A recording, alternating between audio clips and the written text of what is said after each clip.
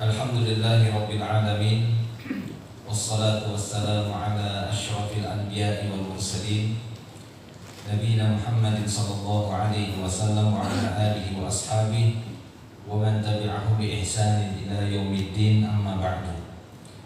Para jamaah kaum muslimin rahimani wa rahimakumullah, alhamdulillah pada malam hari ini kita akan melanjutkan kembali rangkaian kajian kita berkenaan dengan tata cara mengurus jenazah dari buku Ringkas Tuntas Mengurus Jenazah.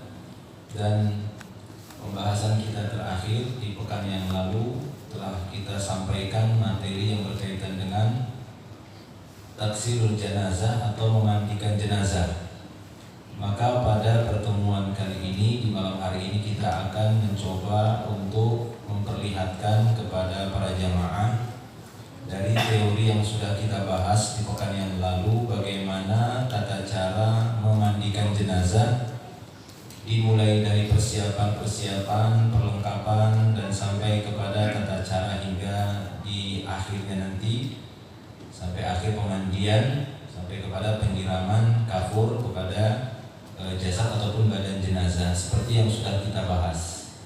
Ya, seperti yang sudah kita bahas. Maka dari itu, kepada para jemaah semua, nanti setelah kita praktekkan, di hadapan kita sudah ada model atau apa istilahnya, boneka apa, manakin, yang akan kita praktekkan tata cara memandikan jenazah tersebut dengan manakin tersebut atau boneka ini.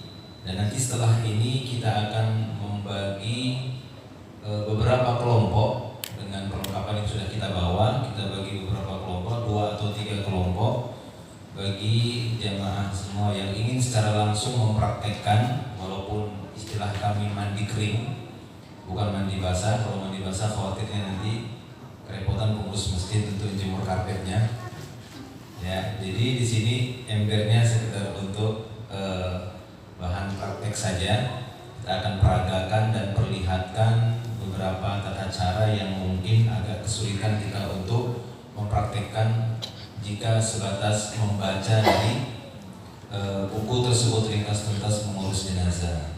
Walaupun mudah-mudahan insyaallah dengan sekedar membaca dan sudah kita bahas kemarin, kita terangkan dan ditambah dengan praktek, semoga tambah jelas dan para peserta, para jemaah nanti lebih mudah untuk mempraktekkan kewajiban yang satu ini, yaitu memandikan jenazah. Seperti yang sudah kita sampaikan, ada 4 kewajiban bagi kita orang-orang yang masih hidup ketika ada yang meninggal dunia dari saudara-saudara kita kaum muslimin. Apa 4 kewajiban itu?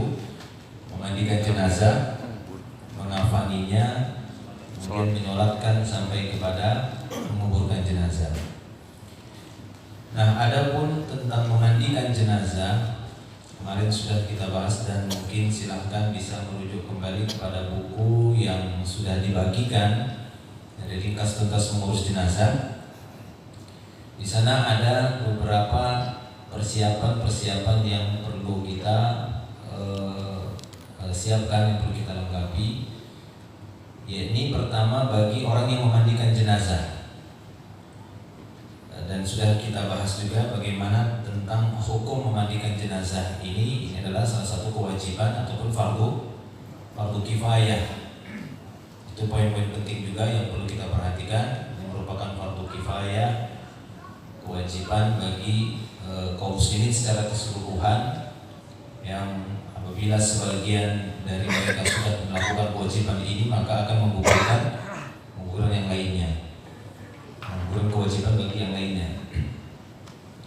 Kemudian juga minimalnya memandikan jenazah ini dengan meratakan air ke seluruh tubuh, seperti yang dijelaskan oleh Imam Muhammad Asy-Syarbini Asy-Syafi'i rahimahullah dalam kitabnya Bughnil Muhtaj. Beliau mengatakan bi anna aqallal ghusl isti'abu badanihi bil ma'i ba'da izalatin najasah. Kata beliau bahwa sekurang-kurangnya, minimalnya memandikan jenazah itu dengan meratakan air ke seluruh badannya, Berusaha untuk meratakan air seluruh badannya setelah diistinjakan. Namun yang kita inginkan di sini adalah kesempurnaan. Bagaimana kita memandikan jenazah itu secara sempurna, bukan sebatas cukup saja. Kalau sebatas mandi yang cukup saja, cukup disiram-siram saja, diratakan air seluruh badan. Tapi yang kita inginkan adalah kesempurnaan untuk jasad atau jenazah saudara kita sesama kaum muslimin dalam rangka untuk mencari kebaikan, ta'awun al birri wa taqwa. Nah, para jemaah Allah Subhanahu wa taala, yang pertama, ini bagi orang yang memandikan jenazah itu sendiri ada beberapa perlengkapan yang sudah kita bahas kemarin. Di antara perlengkapan yang paling utama bagi yang memandikan jenazah itu masker, ya, penutup mulut ataupun yang menutup hidungnya, yang bisa melindungi mulut dan hidungnya dari bau yang tidak sedap yang mungkin keluar dari tubuh si jenazah. Karena orang yang sudah meninggal dunia ataupun secara umum yang namanya di dunia bangkai, sesuatu yang sudah mati dari makhluk hidup, itu akan menimbulkan bau yang tidak sedap. Sehingga kita perlu untuk melindunginya ataupun melindungi hidung kita, pernapasan kita, jangan sampai saat memandikan jenazah ketemu jenazah yang mungkin mengeluarkan bau yang sangat menyengat. Akhirnya apa? Akhirnya bisa menyebabkan muntah atau semisalnya pusing dan yang lainnya. Ataupun mungkin sebatas ya ihtiyat, kehati-hatian, satu dariah pencegahan, barangkali bisa menyebabkan terjadinya penularan virus-virus yang itu kita tidak ketahui. Tapi dalam rangka untuk kehati-hatian kita menggunakan masker ataupun qina, ya, dalam bahasa Arabnya qina ataupun masker. Kemudian perlengkapan yang tak kalah pentingnya bagi orang yang memandikan jenazah, yaitu yang bisa melindungi tangan, terutama tangan kiri, karena nanti akan bersentuhan dengan tubuh si jenazah, badan si jenazah, atau bersentuhan dengan kemaluan, ya, terutama bagian dubur, ini bagian tangan kiri, sehingga membutuhkan pelapis tangan atau sering kita sebut dengan sarung tangan. Bagi orang-orang yang di suatu tempat ingin memandikan jenazah, dia tidak mendapatkan sarung tangan yang seperti ini, maka mereka bisa menggunakan bahan-bahan yang lain yang bisa melindungi tangannya sehingga tangannya tidak secara langsung bersentuhan dengan kemaluan orang lain. Ya, karena pada asalnya kita diperintahkan untuk melindungi diri dari najis, sehingga perlu kita menggunakan pelapis tangan tersebut saat kita hendak mengistinjakan ataupun mencekoki atau membersihkan najis dari si jenazah tadi, terutama di tangan kiri. Jadi kita butuh sarung tangan. Adapun standar kita biasanya menggunakan 2 sarung tangan kanan kiri, terutama untuk tangan kiri kita gunakan sarung tangan yang lebih panjang karena dia memang bersentuhan langsung dengan kotoran ataupun tahi, ya, dengan kotoran dengan tahi. Nah, itu sarung tangan. Adapun yang kanan, ya, itu nanti untuk menggosoknya. Nah, demikian juga kita membutuhkan waslap nanti untuk meratakan sabun seluruh badannya saat menggosok badannya dengan sabun atau ketika ingin membersihkan bagian hidung ataupun mulutnya. Kemudian bahan yang lainnya sepatu boot, ya, sepatu boot bagi bagi teman-teman yang mungkin nanti memandikan jenazah itu tidak ada selang yang langsung mengarah ke tempat pembuangan. Dia hanya menggunakan meja, jadi mungkin nanti sisa-sisa najis air kencingnya atau tahinya berserakan sehingga tidak mengenai kaki, maka perlu menggunakan sepatu. Tapi terkadang ada tempat pemandian itu yang sudah ada selangnya, gitu ya, sudah ada alur airnya sehingga bagian kaki tidak terkena sisa-sisa mandi tersebut. Kemudian juga pelindung badan. Nah, itu pelindung badan kita biasanya pakai itu. Kalau tidak ada mungkin bisa pakai celana masa itu, ada kan? Atau yang lainnya yang bisa melindungi badan secara langsung supaya tidak terkena sisa-sisa kotoran dari si jenazah. Kalau yang kita gunakan ini sekali pakai buang, ya, ada dijual di apotik atau di toko-toko kesehatan mungkin.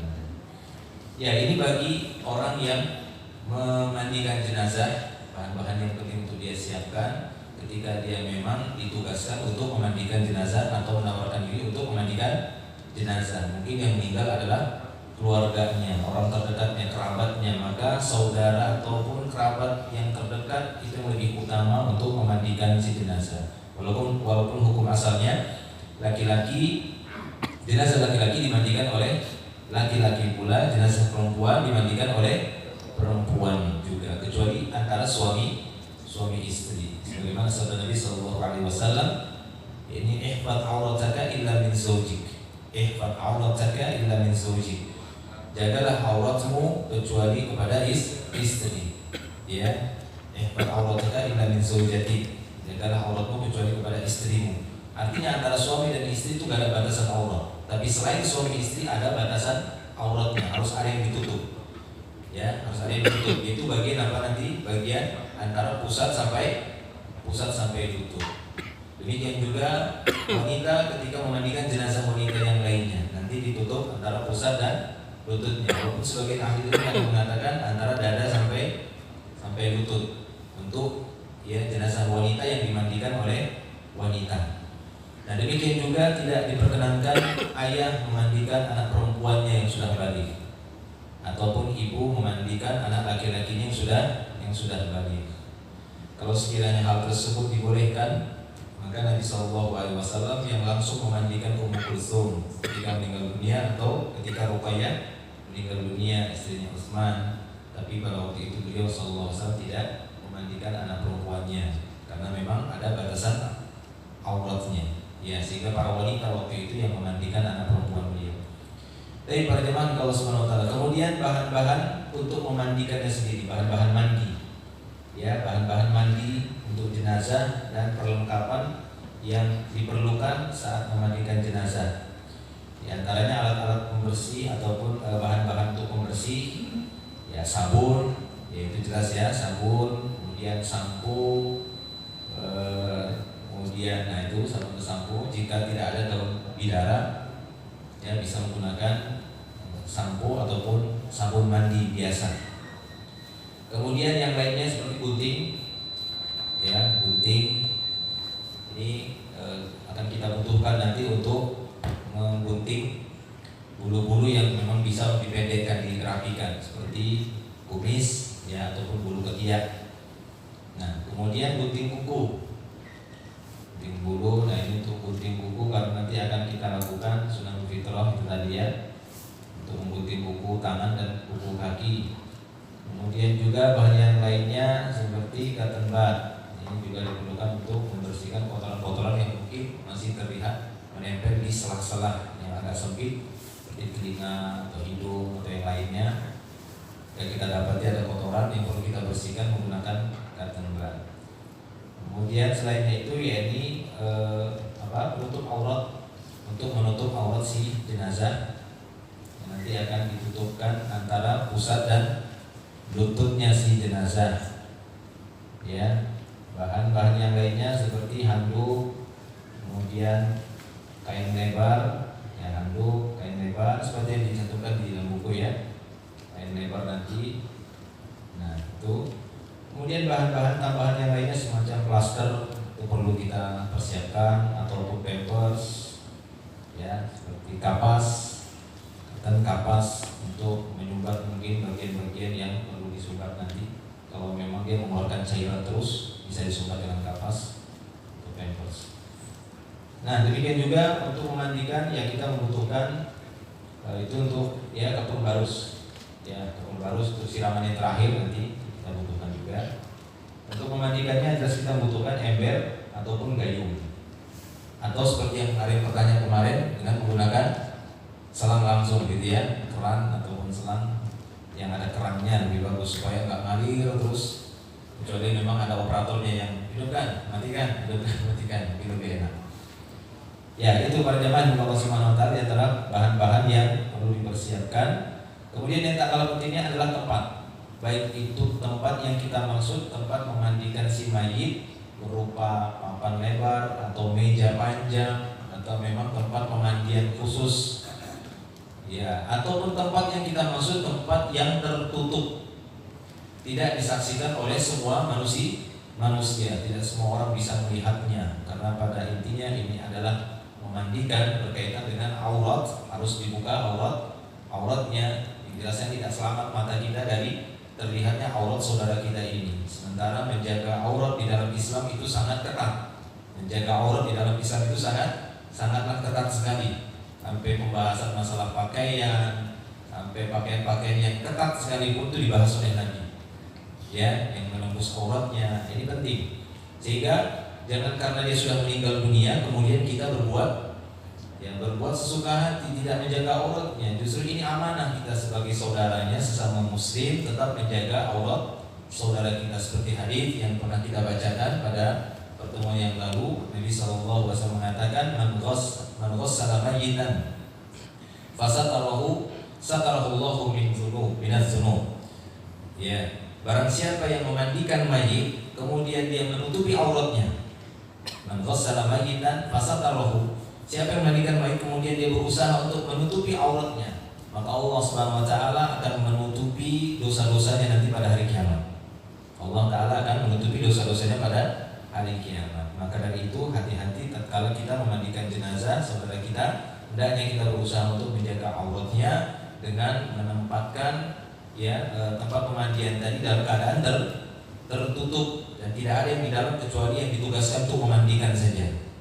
Begitu satu orang ataupun dua orang itu sudah cukup, atau tiga kalau mau, jangan terlalu banyak lah, gitu ya, yang terlalu banyak karena tidak selamat mata ini dari melihat pahanya, bagian pantatnya atau auratnya lah. Nah ini aib, itu aib. Barangkali ada bagian tubuh yang semasa hidupnya dia tidak suka dilihat, tapi setelah meninggal ternyata itu diperlihatkan. Ini akan menjadi pertanggungjawaban nanti pada hari kiamat. Jadi setelah itu kita akan mulai langkah-langkah yang kita lakukan di dalam memandikan jenazah ini setelah bahan-bahan sudah kita siapkan. Jelas sampai di sini bahan-bahannya? Jelas ya? Insya Allah. Dan bahan-bahannya ada yang sulit untuk dicari. Kira-kira ada bahan yang sulit untuk dicari?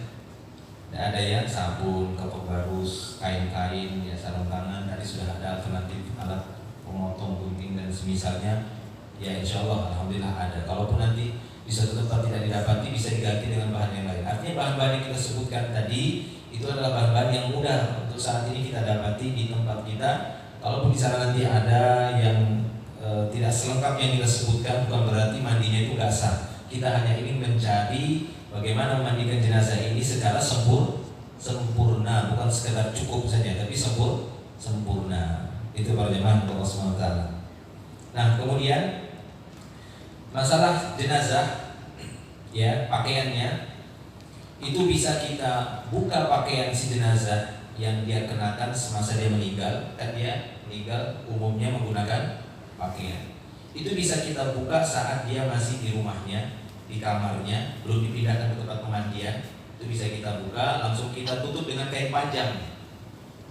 Kita balut semua dari atas sampai bawah sehingga tidak terlihat auratnya, baru kita angkat ke tempat pemandian. Itu boleh. Mana yang mudah saja. Boleh juga tetap dia diangkat dengan pakaiannya tadi, kemudian diletakkan di tempat pemandian yang tertutup. Nah di sini baru nanti kita lepas pakaiannya, itu juga boleh. Tapi umumnya biasanya kita melepaskan pakaiannya di tempat pemandian seperti ini. Ya, jadi saat jenazah sudah diletakkan di atas meja pemandian, langkah pertama bagi kita adalah membuka pakaiannya sambil kita langsung meletakkan penutup auratnya seperti itu. Nah dibuka. Ya, kalau kesulitan di dalam membuka pakaian si mayit atau jenazah tersebut, bisa dipotong, bisa digunting dengan menggunakan alat pemotong ataupun gunting. Ya, bisa dipotong dengan gunting. Kalau kesulitan. Tapi kalau tidak kesulitan, bisa dibuka dengan perlahan, maka silakan. Ya, seperti ini contohnya, ya dibuka perlahan sambil tetap kita jaga bagian auratnya. Kain penutup aurat sudah kita letakkan di atas tubuhnya. Ya, di atas tubuhnya. Nanti selesai ini praktekkan ya. Tapi modelnya langsung orang gitu. Jangan ini kan cuma satu. Ada 3 begini. Satu aja. Tapi yang benar-benar dibuka nanti jadi modelnya. Ya ini contohnya saja ya. Ini contoh ketika kita memandikan jenazah, kasus per kasus beda-beda. Pakaian yang digunakan oleh si mayit itu beda-beda, nggak sama semua. Ini kebetulan pakaiannya seperti ini, lebih mudah untuk membukanya. Nah seperti ini contoh. Ya. Yang agak susah biasanya apa? Kaos. Yang dipakai kaos apalagi agak tebal gitu ya, itu agak sulit karena nggak mungkin baik disuruh tangannya diangkat lagi. Nah itu harus kita gunting. Nah itu cara melepaskan celana, tetap menjaga auratnya. Nah, seperti itu. Iya. Satu tangan berusaha untuk menahan kain penutup aurat, satu tangannya lagi berusaha untuk menarik ya celananya atau bagian celana dalam dan seterusnya. Nah, dengan catatan kita yang memandikan sudah langsung menggunakan perlengkapan ya tadi ya, sudah langsung menggunakan perlengkapan, nggak apa-apa supaya tidak repot langsung. Nah itu diperoleh celana, bisa diperoleh celananya. Bagus juga ya dipraktekin. Ini cuma satu aja ya bonekanya. Ya itu contohnya. Jelas ya? Bisa tergambar ya kalau misalnya ada yang meninggal mau mandikan ini gimana ya begitu.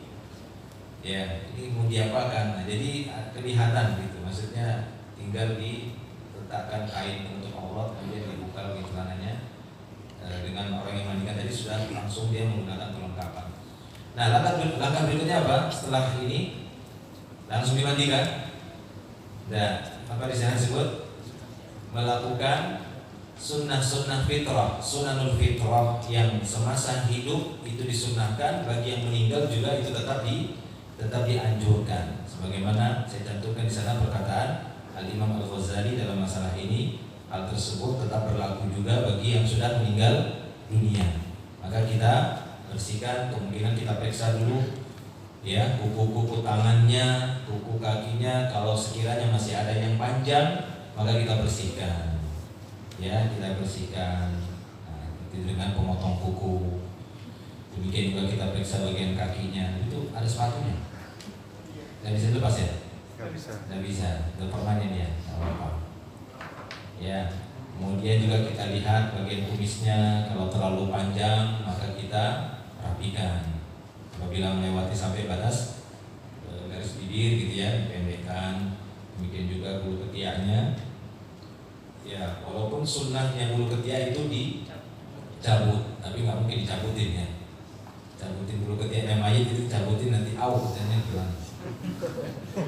Jadi dipendekkan saja, ya dipendekkan saja. Nah, adapun bulu kemaluan, karena kan dalam sunnah fitrah ada 3 bulu yang memang harus dihilangkan, yang tidak boleh melewati berapa hari?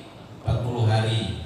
Ya, ini bulu yang tumbuh di atas bibir atau kumis, bulu yang tumbuh di sela-sela ya ketiak, dan bulu yang tumbuh di sekitar kemaluan. Ini 3 bulu yang memang nggak boleh melewati 40 hari. Ya, kalau sudah lewat 40 hari itu harus lebih ditekankan untuk dipendekkan. Yaitu kumis itu dipotong, bulu ketiak dicabut, bulu kemaluan dicukur. Ya, cukur. Jadi masalah bulu saja diatur oleh syariat. Dan jangan terbalik, nanti bid'ah. Ya. Jangan malah bulu ketiak dicukur, ya kan? Bulu ketiak dicukur, kemudian bulu kemaluan dicabut, sakit. Balik betul. Yang cabut ini dipotong, yang ini dicukur, Baik, lanjutkan. Ya, adapun bulu kemaluan tidak perlu. Kenapa? Karena ini hanya antara suami dan istri yang boleh. Kalau misalnya istri yang meninggal dunia, suami yang langsung mandikan boleh, dia cukurin. Atau sebaliknya, seorang istri memandikan jenazah suami, boleh dia mencukur ya bulu kemaluan suaminya. Karena tidak ada batasan antara aurat suami istri. Tapi selain itu maka bulu kemaluan tetap ditutup seperti itu, nggak boleh. Ya, jangan nanti dia buka kemudian dia cukurin. Ya, sampai di bulu itu saja. Kemudian ya kita bisa memperhatikan, melihat bulu bagian hidungnya, barangkali masih ada kotoran-kotoran yang sisa di hidung, kita bersihkan. Kotoran telinga ya, itu tadi di antara sunnah fitrah yang memungkinkan untuk kita lakukan, yaitu kuku dan beberapa bulu ya. Selain itu kita tidak bisa melakukan sunnah fitrah yang lainnya. Kemudian setelah sunnah fitrah cukup ya, kita anggap tadi sunnah fitrah jelas ya. Nah, langkah berikutnya apa? Apa? Dihafal loh, yang ada bukunya. Istinja. Ya, jadi sebelum kita nanti untuk memandikannya, kita berusaha untuk mengistinjakan. Ya, izalatun najas atau najasah, membersihkan najis yang mungkin masih tersisa di bagian kubul dan dubur. Dan sebelum kita bersihkan kubul dan duburnya, maka lebih ahsan lagi kita mengeluarkan sisa-sisa kotoran yang mungkin masih tinggal di dalam perutnya, dengan cara mengangkat bagian badannya dengan setengah duduk. Posisi yang lebih pas itu di sebelah kirinya jenazah. Jika Anda berdiri di sebelah kanannya, nanti misalnya Anda akan kerepotan nanti untuk mengistinjakannya. Paling tidak Anda akan muter lagi kan gitu ya. Tapi kalau posisinya sudah seperti ini, tangan kiri sudah langsung posisinya di dekat bagian duburnya. Jadi tangan kanan yang angkat. Kalau sebelah sini kan tangan kiri yang angkat, kanan nggak mungkin. Ya, tidak mungkin yang mengistinjainya karena menggunakan tangan kiri. Nah seperti itu. Jadi kita angkat badannya, pundaknya setengah duduk, ya kemudian kita urut ya perutnya sampai mendekati bagian kubulnya. Jadi urutnya itu nggak usah kuat-kuat. Kenapa? Karena dengan kita duduk kan setengah duduk, ini sudah membantu kotoran-kotoran yang tersisa dalam perut itu untuk turun. Dengan didudukkan saja itu sudah membantu. Jadi ditambah bantuan lagi dengan pijitan yang sederhana saja. Nah setelah itu kita tidurkan kembali. Kemudian bisa kita gunakan sarung tangan yang khusus untuk menyentuh bagian kubur. Adapun bagian kubul, ya, maka itu tidak perlu disentuh-sentuh, nggak perlu. Dia cukup dengan siraman saja. Karena najis yang keluar dari kubul itu berupa air. Dia larut dengan siraman air. Nah, air kita ambil, kita siram. Nah, yang perlu kita gosok bagian duburnya. Jadi bagian kubul yang atas nggak usah digosok-gosok, ya kan? Tidak usah disentuh. Tapi bagian dubur yang bawah. Karena letaknya juga di bawah, agak sempit, kemudian kotorannya juga agak tebal sehingga membutuhkan gosokan. Dan ini darurat hukumnya, sehingga kita harus menjangkau gitu ya sela-sela tadi dan membersihkannya dengan tangan kita tadi. Nah seperti itu, kita siram, kemudian kita gosok sambil kita perhatikan ada atau tidak kotoran tadi.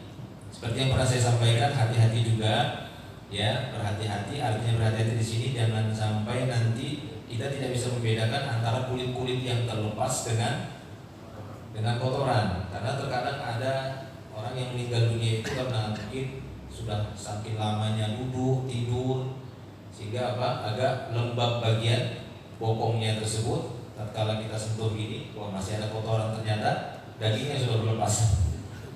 Ya kan gitu ya. Jika memang benar-benar kita teliti, kita lihat ya jelas beda antara daging yang berlepasan dengan tahi itu kotoran. Nah itu ya, kemudian bisa kita bantu dengan sabun. Jika mencucinya bisa kita bantu dengan menggunakan sabun supaya lebih jelas bersihnya, atau masih tersisakah kotoran ataukah memang benar-benar bersih. Nah kita masuk lagi, kita siram. Nah seperti itu. Kakinya dikangkangkan ya, kedua kaki dikangkangkan. Nah seperti itu. Kita jangkau dengan tangan, tetap menjaga auratnya ya, kita jangkau. Jadi kita lihat saja pakai tangan seperti kita siram. Nah itu bisa kita lakukan beberapa kali. Untuk lebih meyakinkan, mungkin setelah sekali kita lakukan, kita ulangi lagi 2 kali, 3 kali, sampai kita merasa yakin bahwasanya bagian duburnya itu sudah bersih. Ya, sampai kita yakin dengan itu sudah mencukupi, karena tidak ada lagi terlihat sisa kotoran, maka kita lanjut kepada langkah berikutnya dengan melepaskan sarung tangan yang menyentuh tahi tadi. Kita lepaskan, kita singkirkan, kita cukup menggunakan sarung tangan yang pendek saja. Ya. Baik. Setelah itu apa langkah berikutnya? Saya istinja, mewudukan. Kita mengingat mewudukannya. Kita ambil air segayung, kemudian kita wudukan sebagaimana wudu sholat. Kita sudah sampaikan kemarin apa hikmahnya berwudu sebelum mandi. Apa hikmahnya? Hikmahnya apa wudu sebelum mandi? Sunnah. Memang itu sunnahnya. Ya, perkara yang disukai di dalam Islam. Ada amalan-amalan yang memang digandengkan dengan wudu. Nah, kita wudukan dengan mencuci kedua telapak tangan, kanan, kiri. Kalau tidak bisa kita gabungkan satu-satu, kanan dulu, kiri dulu, ya. Kemudian sebagaimana wudu biasa, setelah itu kita mencuci wajah. Nah, adapun bagian hidung ataupun mulut tidak perlu kita kumur-kumurkan masukkan air ya ke mulutnya, cukup dibersihkan bagian bibir ataupun gigi bagian luar atau bagian hidungnya saja cukup. Kemudian setelah itu kita basuh wajahnya sebanyak 3 kali. Ya, sebagaimana wudu dalam sholat, kita basuh wajahnya sebanyak 3 kali di bagian wajah. Setelah itu tangan kanan dari ujung jari sampai sikunya kita basuh. Ini ya, ini jika jenazah yang normal gitu ya, tidak ada luka, tidak ada ini, tidak ada itu nanti lain lagi ya. Air wudhu itu nggak mengalir apa diambil dari apa? Dari gayung diambil. Nggak, kalau kita wudhu biasa kan mengalir air. Nggak apa-apa. Dari gayung itu diambil. Iya, dari gayung itu. Karena kan wudhu itu bukan amalan yang menghilangkan najis. Wudhu adalah amalan yang mengangkat hadas. Berbeda. Jadi bedakan antara izalatun najas dengan raf'ul hadas. Wudhu tidak membutuhkan air yang banyak. Kenapa? Karena yang dihilangkan bukan najis, tapi hanya sebatas hadas, namanya istilahnya hadas, bukan najis. Nah, kalau menghilangkan najis memang butuh air yang banyak. Makanya Nabi SAW pernah berwudu dengan air segini aja, ya. Setumut saja Rasulullah pernah wudu dengan air setumut. Kenapa? Karena dia hanya mengangkat hadas. Apa itu hadas? Sifat yang menghalangi kita beribadah. Nah, sehingga tidak ada masalah air itu air yang tersentuh tangan dipakai lagi, itu yang tidak ada masalah. Karena memang Nabi SAW juga pernah berwudu dengan mencelupkan tangannya di bejana seperti itu. Untuk menunjukkan bahwasanya itu hadas. Hadas itu hanya sifat. Kita mungkin yang dengarnya hadas agak apa gitu ya. Padahal yang kotor itu adalah najas. Hadas itu bukan kotoran ya. Jadi jangan kita menganggap hadas kecil, hadas besar itu kotoran, bukan, beda. Yang kotor itu maknanya apa? Najis. Nah, jadi gak ada masalah kita menggunakan seperti itu. Terus kemudian setelah tadi tangan kanan sampai siku, tangan kiri sampai siku, kita mengusap kepala sebagaimana biasa. Kemudian telinganya kita usap. Nah, setelah itu kita pindah ke arah kaki, kita cuci bagian kaki kanan dari ujung jarinya sampai mata kaki. Terus 3 kali. Demikian juga yang kiri seperti itu, dari ujung jari kaki sampai mata kakinya sebanyak 3 kali. Itu kita anggap kaki lain dari sepatunya ya. Itu pakai sepatu. Sepatunya sepatu perempuan yang kita ada pitanya. Ya. Nah, selesai wudu. Apa langkah berikutnya setelah wudu? Apa? Mencuci kepala ya, atau rambut ya, atau keramas bahasa kita. Kita sering bilangnya keramas. Kemudian dikeramas, sebelum kita mandikan kita keramas. Kita cuci rambutnya dengan menggunakan sampo. Ya, dengan menggunakan sampo, kemudian kita cuci rambutnya sampai ke kulit-kulit kepalanya, jadi di sela-sela seperti itu. Sebagaimana mandinya Nabi Sallallahu Alaihi Wasallam. Setelah kita sambui, kita bilas. Ya, ingat ya, caranya nanti dipraktekkan ya bagi kelompok nanti. Nah, kita bilas sambil sedikit melindungi bagian mulut atau hidung supaya tidak terlalu banyak air yang masuk ke rongga. Nanti bisa membuat perutnya menggembung. Kalau terlalu banyak air masuk. Nah, kalau kita anggap cukup sudah bersih, maka kita masuk langkah berikutnya apa? Siram. Mandi. Nah, dalam memandikan jenazah juga itu sunah-sunahnya sudah banyak sunahnya ya. Alhamdulillah, itu dia tadi sempurna dia. Masuklah kepada pemandian. Untuk memandikan juga itu ada sunnahnya. Seperti yang sudah dijelaskan, Nabi SAW bersabda ketika beliau memerintahkan anak perempuannya untuk dimandikan oleh para wanita, beliau mengatakan, ibda'na bimayaminiha wa mawdi'il wudu'i minha. Hendaknya kalian wahai para wanita ketika memandikan anak perempuan beliau SAW, hendaknya kalian mulai memandikan dari sebelah kanannya, dari anggota wudunya, mawdi'il wudu'. Jadi usahakan memulai mandi tersebut dari anggota wudu dan bagian tubuh yang mayamin, maksudnya yang yamin, yang sebelah kanan. Maka kita mulai ketika memandikan jenazah ini, kita mulai dari anggota wudu yang paling utama apa? Wajah. Jadi penyiraman itu, pembersihan, pencucian atau pemandian itu dimulai dari wajah, kemudian berpindah ke sebelah kanan badan, terusnya baru nanti ke sebelah kiri. Nah, bisa dengan cara seperti itu, melindungi bagian mulut supaya tidak terlalu banyak air yang masuk. Kemudian kita cuci wajahnya dan nanti diikuti penyiraman badan yang sebelah kanan. Nah, siram bisa kita gunakan whatsapp setelah itu. Nah, kita siram, terus kita ambil air, kita mulai mandikan, terus adapun kain penutup aurat tetap seperti itu. Kita hanya bisa menjangkau dengan mengangkat titik, kemudian kita siram ke dalam. Nah, seperti itu kita siram ke dalam. Nah, supaya tidak repot bolak-balik, bisa kita angkat sisi tubuhnya dengan sedikit dipeluk ini, diangkat, kemudian kita siram bagian punggung belakangnya kanan bawahnya, kanan atas sudah, kemudian bagian kanan yang bawah. Kemudian kita sirami juga, kemudian langsung ke kiri. Intinya di sini mendahulukan yang kanan. Boleh kanan kemudian kiri bagian atas. Boleh nanti kanan bagian bawah baru kiri bagian bawah. Mana yang mudah bagi kita supaya tidak bolak-balik saja. Satu sisi, artinya kanan dulu, kiri dulu sampai selesai. Setelah itu kita berikan sabun. Dan kita sirami tadi sirami dengan air, kemudian kita bersihkan kembali. Kita gunakan sabun. Jika ada daun bidara, silakan gunakan daun bidara dengan cara terus sampai mengeluarkan busa.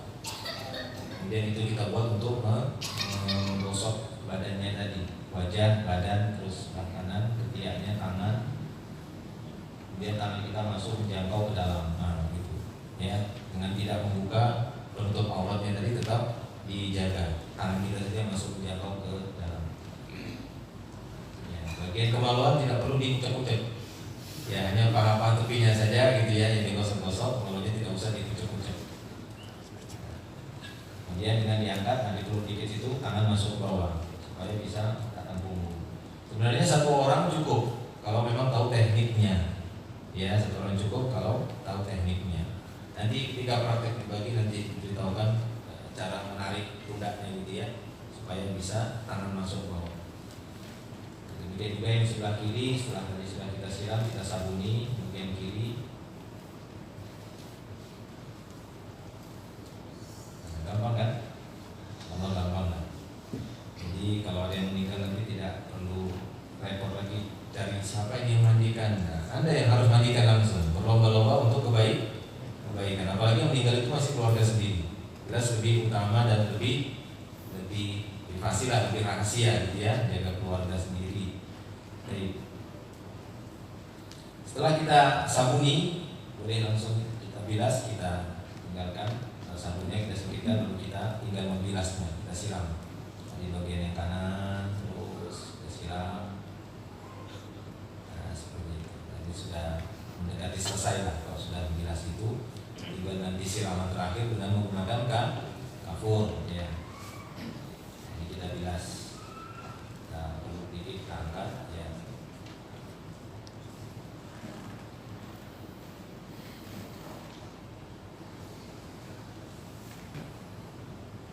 Jika kita anggap memang sudah cukup pembilasannya, sisa-sisa sabun sudah habis, maka kata Nabi SAW dalam hadisnya kepada para wanita yang memandikan anak perempuan beliau mengatakan, ij'alna fil akhirah kafuran aw syai'an min kafur.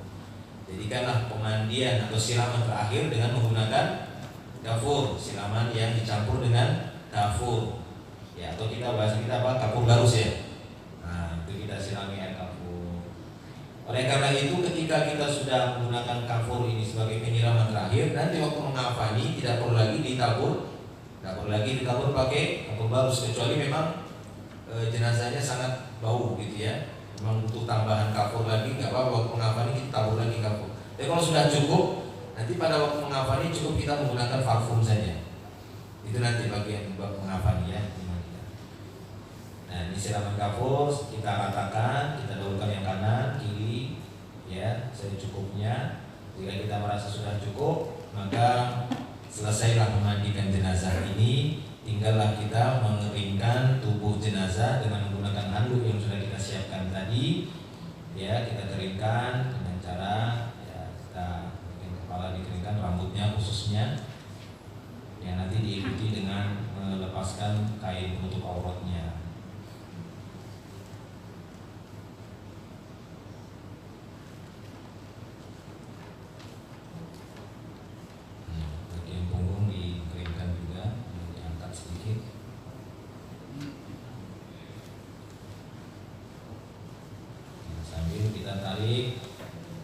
Langsung diikuti dengan kain handuk tadi untuk ditutup.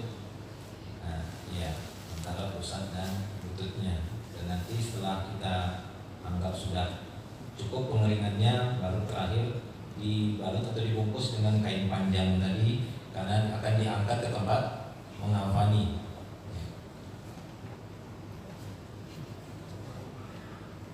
Adapun menyisir rambut itu bisa saat memandikan atau nanti bisa saat mengafani, menyisir rambutnya, ya, disisir rambutnya. Terutama untuk laki-laki kan disisir sebelah kanan, sebelahnya gitu ya, disisir yang kanan, yang kiri. Kalau yang perempuan dibagi 3 rambutnya nanti, bagi 3, ya, seperti tanduk ini 2, 1 itu bisa di kelabang langsung ke belakang, 3 itu bisa ke kelabang atau masing-masing di kelabang, kemudian ditaruh ke belakang.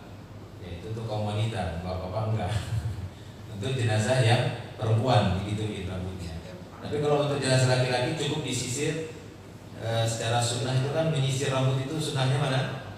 Kanan dulu. Ya, jadi kalau bapak-bapak mau sisiran itu sisiran yang kanan dulu, kanan baru kiri disisir. Atau kalau mau kanan semuanya langsung, lebih ganteng gitu ya, lebih sunnah. Baik. Nah, itu kita bungkus, kemudian kain yang panjang tadi kita upayakan agar memang menjangkau sampai ke bawah supaya tidak kelihatan bagian bokongnya saat diangkat nanti. Yang angkat juga nggak kepegang bokongnya, kan gitu ya. Nah, untuk saat-saat seperti ini kita mungkin sedikit bisa periksa-periksa kan begitu ya. Kalau memang nanti ada kita dapati ada masih baunya, kotoran itu masih ada, mungkin bisa kita periksa darurat. Ya, untuk melihat sekilas dan memakaikan pampers. Ya, kalau misalnya ada, nah itu pampers bisa kita pakaikan. Kalau sekiranya kita dapati ada duburnya masih mengeluarkan kotoran, langsung kita pakaikan pampers ini supaya nanti saat kita bawa ke tempat pengafan ini tidak mengotori kain kafan. Ya, tidak ada kain kafan. Nah, ini kita sudah masuk kepada perkara yang sangat doruri sekali. Mau tidak mau kita harus melihat. Ya, memang sangat bau masih bau ini ya, bau tahi misalnya gitu. Nah, ini harus waspada, jangan sampai nanti kain kafannya yang terkotori dengan tahi tadi. Ya, itu kita bisa pasang. Kalau misalnya kita nggak dapat di suatu tempat pampers, mungkin bisa menggunakan kain, sobekan kain di sumpel, kemudian diikatkan mungkin, ya, diikatkan atau ada plaster perekat direkatkan. Ya, apa yang bisa dilakukan? Insya Allah itu dalam rangka untuk menjaga kehormatan si mayit ya, supaya tidak ada aib nanti saat mengangkat jenazah, orang angkat masih kebauan bau gitu ya. Nah, ini tidak bagus. Ini akan menjadi aib bagi si mayit tadi. Baik, jadi kalau sudah cukup ya. Nah, ini dia. Jadi sudah cukup, ini sudah siap kita angkat ke tempat pengafan.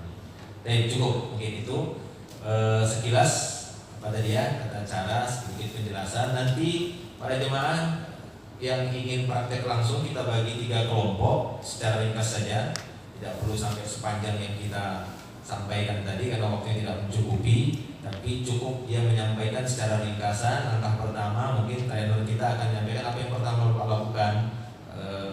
Saya saya akan ginikan dulu, saya akan ginikan dulu. Nah, itu tolong jelaskan gitu ya.